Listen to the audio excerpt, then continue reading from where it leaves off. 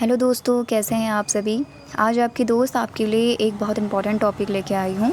ठीक है, तो हम बिना टाइम वेस्ट करे हम इसकी शुरुआत करते हैं।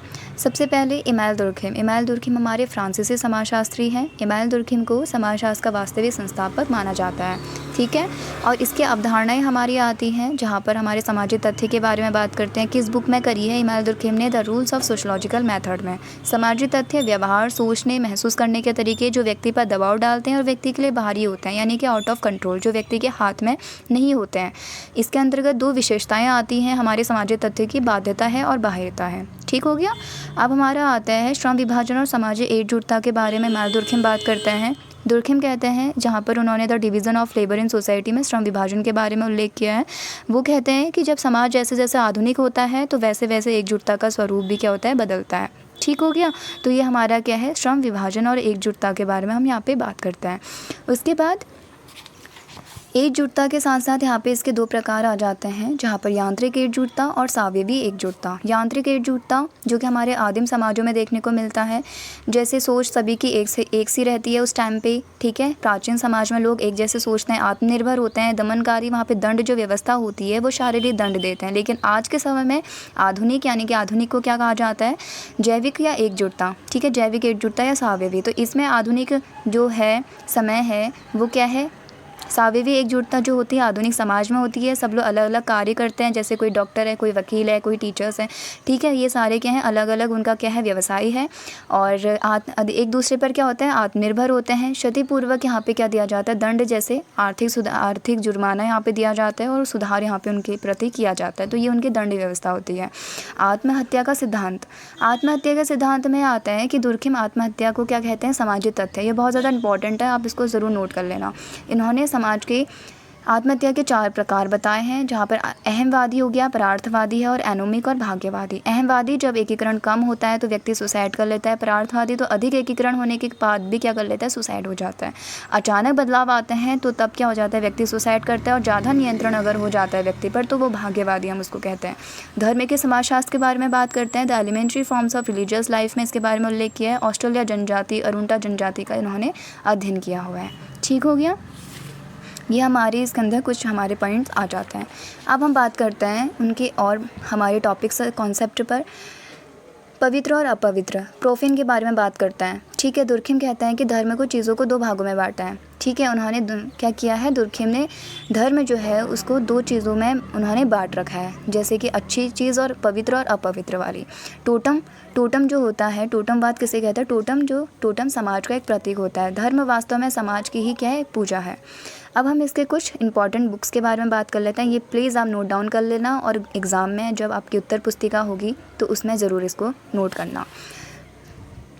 जहाँ पर हमारे बुक आते हैं the division of labour in society. ठीक है, the rules of sociological method और suicide, the elementary forms of religious life. तो इसके बारे में कौन बात करते हैं, इमैनुएल दुर्खिम बात करते हैं।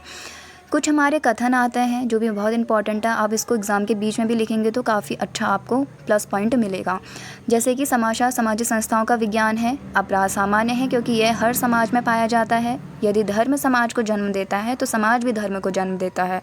सामूहिक चेतना ही समाज की क्या है, आत्मा है। सामूहिक चेतना ही समाज की आत्मा मानी जाती है। तो ये कुछ हमारे क्या है, कथन यहाँ पे आ जाते हैं। तो अब इनको एग्ज़ाम में प्रॉपर अच्छे तरीके से लिखना। जैसे कोई आंसर आप लिखोगे तो बीच में एक एक कोटेशन आप इसका डालोगे तो बहुत अच्छा इंप्रेशन पड़ता है। आगे बढ़ते हैं। दुर्खिम को क्या कहा जाता है, प्रकार्यवादी भी कहा जाता है। क्यों कहा जाता है, क्योंकि वे हर चीज़ का समाज में कोई ना कोई कार्य प्रभाव देखते हैं। कोई भी चीज़ समाज में होती है तो उसका कोई ना कोई प्रभाव या कोई ना कोई कार्य उसका ज़रूर होता है। कुछ मैंने कीवर्ड्स यहाँ पे लिखे हैं, जैसे कि सामूहिकता हो गया, नैतिकता हो गया, एकजुटता, प्रकार, ये सारे हमारे दुर्खिम के कीवर्ड्स यहाँ पे आते हैं। ठीक है, एनोमी की अवधारणा पढ़ लेते हैं। एनोमी यानी कि नियमहीनता या अचानक होने वाली घटनाएँ। ठीक है, मार्क्स, इसमें 2 हमारे थिंकर्स आते हैं, जहाँ पे कार्ल मार्क्स हो गया और इमैनुएल दुर्खिम। कार्ल मार्क्स कहते हैं कि अलगाव ही उनके लिए क्या है, मुख्य समस्या है, लेकिन दुर्खिम उनके लिए क्या है कि एनोमी जो है वो क्या है, मुख्य समस्या है।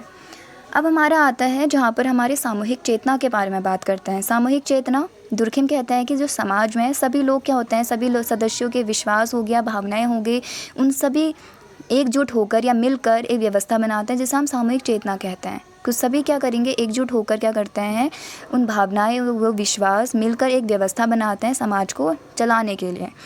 आदिम समाज में सामूहिक चेतना बहुत ज़्यादा मजबूत थी। जैसे कि हमने अभी पूर्व में पढ़ा था, पहले पढ़ा था कि हमने क्या पढ़ा था, यांत्रिक और सावयवी एकजुटता। तो यांत्रिक यानी कि आदिम समाज, तो वहीं पे हमारी सामूहिक एकजुटता बहुत ज़्यादा थी। लेकिन जैसे ही आधुनिक समाज आया, व्यक्तिवाद बढ़ा, हर कोई अपने आप से मतलब रख रहा है, ठीक है। तो व्यक्तिवाद बढ़ने से कारण क्या होता है, सामूहिक चेतना में कमजोरी या सामूहिक चेतना में क्या होता है, उसकी मजबूती में कमी आने देखने को मिलती है। सामूहिक चेतना में हार्श होता है, सामूहिक चेतना क्या हो जाता है, बहुत ज़्यादा कमी उसमें देखने को मिलती है, ठीक है। फिर आता है जहाँ पर सामूहिक प्रतिनिधान, ये हमारा लास्ट कॉन्सेप्ट है, ठीक है। दुर्खिम कहते हैं समाजशास्त्र में क्या कहा गया है कि सामूहिक प्रतिनिधानों का विज्ञान है, यानी कि समाजशास्त्र जो है सामूहिक प्रतिनिधानों का क्या है, विज्ञान है। ये कोटेशन अपनी उत्तर पुस्तिका में ज़रूर लिखना, प्लस पॉइंट मिलता है। ये वो प्रतीक हैं जिन्हें पूरा समाज मानता है। जैसे कि हमारे राष्ट्रीय ध्वज हो गए, ये क्या मानते हैं, पूरा समाज इसको मानता है। कुछ मेरे इसमें कीवर्ड्स लिख रखे हैं, हम इसको आगे पढ़ेंगे। जैसे मिडल रेंज थ्योरीज़ के बारे में कौन बात करता है, Robert king Merton. Ground theories के बारे में हमारे पार्सन्स बात करते हैं। फंक्शनलिज्म के बारे में प्रकार्यवादी कौन है, हमारे दुर्खिम है। धर्म के स्रोत के बारे में हमारे बात करते हैं कौन, ये हमारे इमैनुएल दुर्खिम बात करता है। वो कहते हैं कि ये धर्म जो है वो समाज है, ईश्वर से नहीं चलता। धर्म ईश्वर नहीं है बल्कि समाज है।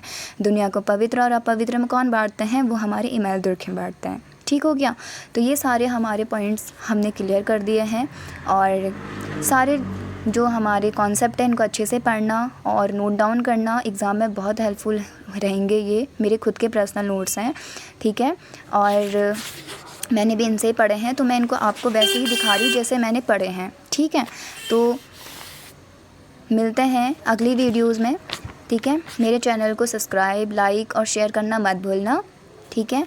और ऐसे ही मैं आपके लिए मज़ेदार वीडियोस बनाते रहूँगी, आपका मोटिवेशन बढ़ाते रहूँगी और आपके मार्क्स बूस्ट होते रहेंगे, ठीक है। मेरा पर्पस ये रहता है कि आपके नंबर अच्छे आएँ और थोड़ा ना थोड़ी हेल्प आपकी हो जाए मेरे वीडियोस के माध्यम से, ठीक है। चलते हैं और मिलते हैं दूसरे वीडियो में, ठीक है। आप सारे नोट्स देख लेना, एक एक करके मैंने यहाँ पे दिखाए हैं।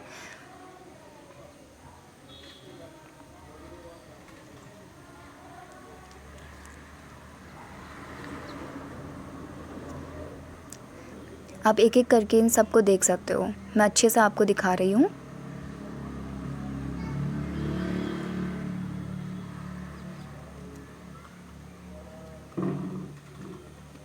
इनको नोट डाउन कर लेना, ठीक है। ये बुक्स वगैरह बहुत ज़्यादा इंपॉर्टेंट है, इनको आप एग्ज़ाम में लिखोगे तो प्लस पॉइंट मिलता ही है। मैंने भी लिखे थे, प्लस पॉइंट मिलता है एग्ज़ाम में।